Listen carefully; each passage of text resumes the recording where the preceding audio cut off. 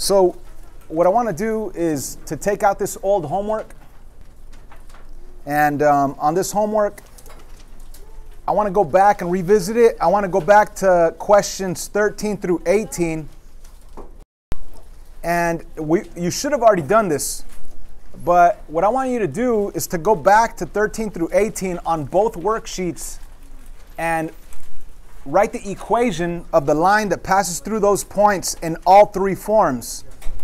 So for example, I want to do number 15 right here, and I want to rewrite it in slope-intercept form, in point-slope form, and in standard form. So if you don't find your worksheet, just copy down this question over in your notebook on a blank piece of paper. Right here we have 2 points. We have one point at the coordinate -2, -3, and we have a coordinate at 4, 5, and through those 2 points exists a line. And what we want to do is write the equation of this line that crosses through this point and this point in all three forms. Because ultimately that's what we're going to have to do on Friday's test. I want to give you some information, and you're going to have to write down the equation of that information and then change that equation to all three forms, to slope, intercept, point slope, and standard. Okay?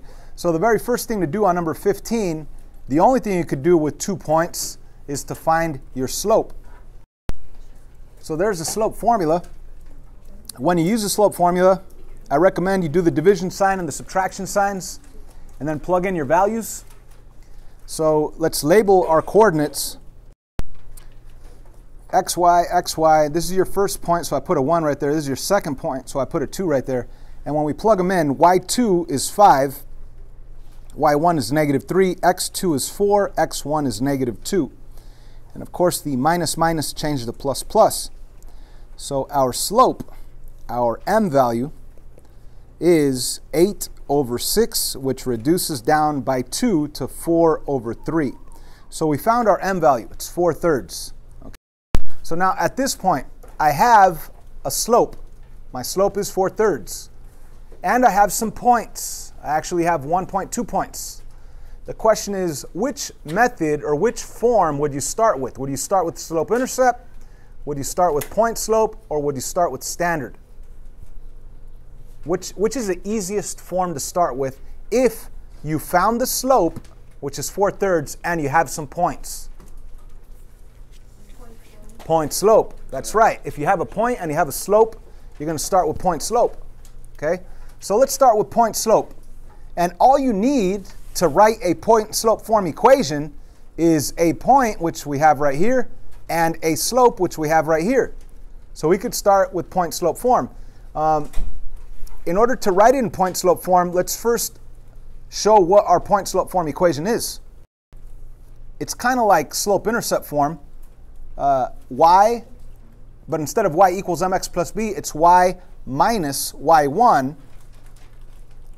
equals m. And instead of mx plus b, it's m parenthesis x, and inside the parenthesis there's x minus, and then you close parenthesis, and in there's the x1. So there's your point slope form equation. Okay? So like I said, if you have a point and you have a slope, it's easy. And we just found the slope using the slope formula. It's 4/3. So 4/3 is going to go in right there. And then we're going to use x1 and y1 to plug it in to the x1 here and the y1 there. So I recommend for point slope form for you to rewrite it with blank spots in the area you're going to be plugging in values. So I would rewrite it as y minus y1, y minus blank spot equals m, which is going to be a blank spot, parenthesis x minus blank spot. That's how I would set it up. And then I simply plug in my y1 value. What's my y1 value? -3. Thank you. Okay, and my m value? My m value? 4/3. Thank you. And my x1 value? -2. And now the only other thing you could do for point slope form is to change the minus minus to plus plus. And that's it, guys. This is our point slope form equation. So they didn't ask us to do this on this section 4.2, but I'm asking you to go back to this old worksheet that you should have already done, and I want you to write all three different forms. Okay, so we chose to go with point slope form first. Why? Because you found the slope and you have some points, so the easiest is to go with point slope. Now, if you would have had the slope and the y-intercept, then it would have been easier to go with slope-intercept. But you had the slope and you have some points, so point slope form's the easiest. Now you could just take that equation and mess with it. You could change the shape of it, change the appearance. You could change it to slope-intercept form, which would be y equals mx plus b, y by itself, or you could change it to standard form, which means you don't want fractions and you don't want parentheses, and you want the x's and the y's on the left side and the number on the right side. So to make things a little easier, I want to write my slope-intercept form equation, y equals mx plus b. Okay, so that's what I need to make it look like for slope-intercept form. And for standard form, I need to make it look like capital A x plus capital B y equals capital C.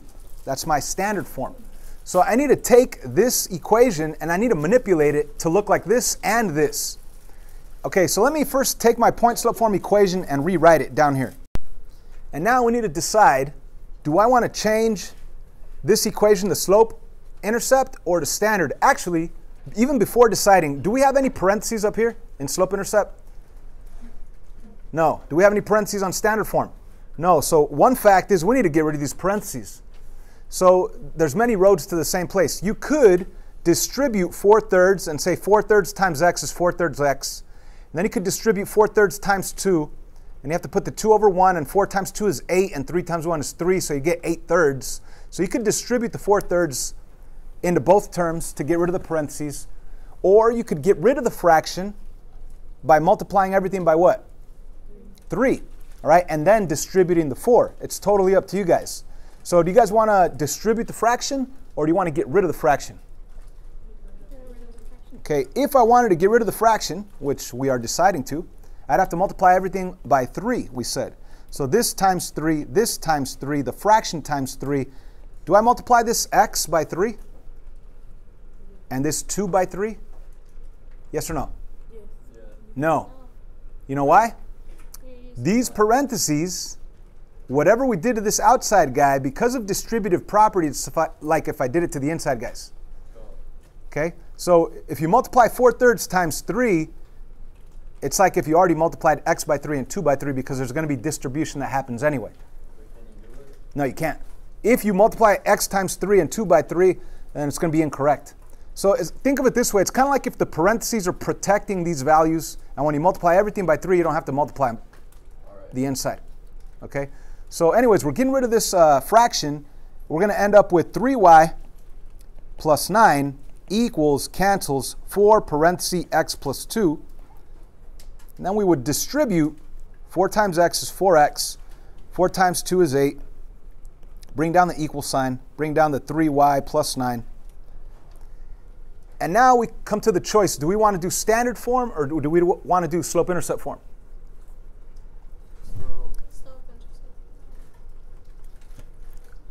Let's go with standard. I'm going to take this 4x and I'm going to move it over here. How am I going to get rid of that 4x and move it over here? Subtract 4x. Subtract 4x. 3y take away 4x you cannot do, so you're going to have to rewrite it.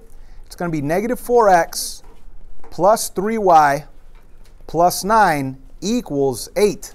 It's almost in standard form. All I have to do now is what?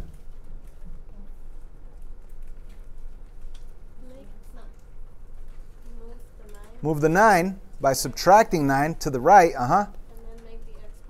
and then make the x positive. So we're going to have standard form negative 4x plus 3y equals negative 1. And this is an acceptable answer. However, the test generator is going to make the a value positive. So you're going to have to multiply everything by negative 1. In other words, change all the signs. So my standard form equation as a final answer is going to be 4x minus 3y equals positive 1. That's my standard form equation. So let's go back to up here, my standard form equation. Let me just write it up here. It's 4x minus 3y equals 1. So far we found our point slope, we found our standard And all we need to do now is find our slope-intercept, which is y equals mx plus b up here. So I could go back with the standard form equation that I had down here and just manipulate it to get y by itself. So let's do that. Let me zoom into this and let's get y by itself so it'll look like y equals mx plus b. So what would I do? Subtract 4x. Subtract 4x. Negative 3y equals negative 4x plus 1. Final step to get in y equals mx plus b form would be what? Divide by negative 3. So y equals positive 4 over 3, because a negative divided by a negative is a positive, with an x, minus or plus negative 1/3. And that's our answer for slope-intercept. I know this is a ridiculous amount of work, but it's great practice. So my slope-intercept form is going to be y equals 4/3 x minus 1/3, or plus negative 1/3. And I've truly found all three forms of the line that passes through the point -2, -3, and 4, -5. It's a lot of work. If I gave you this question on the test this Friday, I gave you 2 points, and I told you to do all this, I would have to give you at least 4 points for this one question.